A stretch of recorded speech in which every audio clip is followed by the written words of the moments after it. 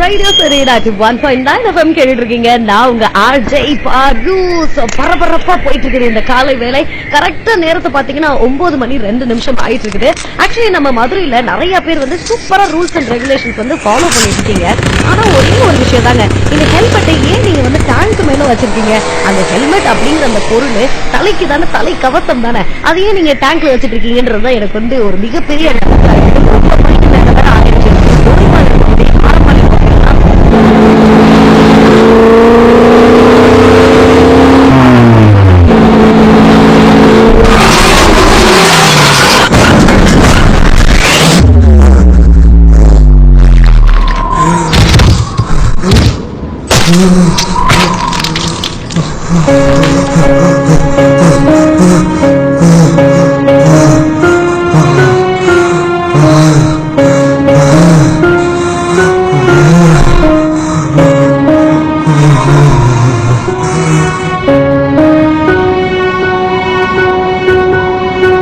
ரொம்ப சந்தோஷம்பா.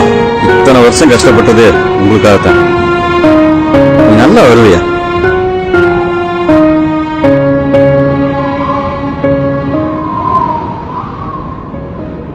டேய், உங்க அப்பாவே சொல்லிட்டாரு, எனக்கு ரொம்ப சந்தோஷம்.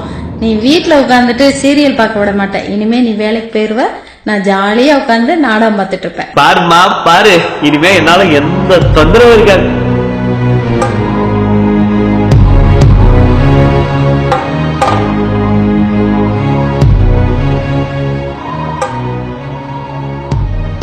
எல்லாருக்கும் வாழ்க்கையில ஒரு நிமிஷங்கிறது ரொம்ப ஈஸியான வார்த்தை ஆயிடுச்சு.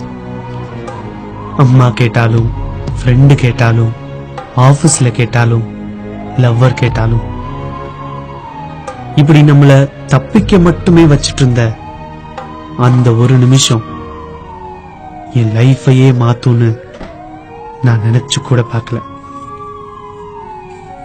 ஒரு நிமிஷம், ஒரே ஒரு நிமிஷம் நான் இறங்கி போய் அந்த ஹெல்மெட்டை எடுத்து போட்டிருந்தா இன்னைக்கு அப்பாவையும் அம்மாவையும் அனாதையாக்கிட்டு இந்த உலகத்தை விட்டே போறேன்ற கவலையை விட நான் இறந்த ரோட்ல கிடந்த அந்த நிமிஷம் என்னை இறங்கி வந்து வேடிக்கை பார்த்த எந்த தலையிலையும் ஹெல்மெட் இல்ல. பாரமாயிருக்கேன்னு ஹெல்மெட் அவாய்ட் பண்ணா வாழ்க்கையே பாரமாயிடுங்கிறதுக்கு நான் ஒரு சிறந்த உதாரணம் இல்ல. ஹெல்மெட் இல்லாம இந்த உலகத்துல போற கடைசி உசுறு என் உசுரா இருக்கட்டும்.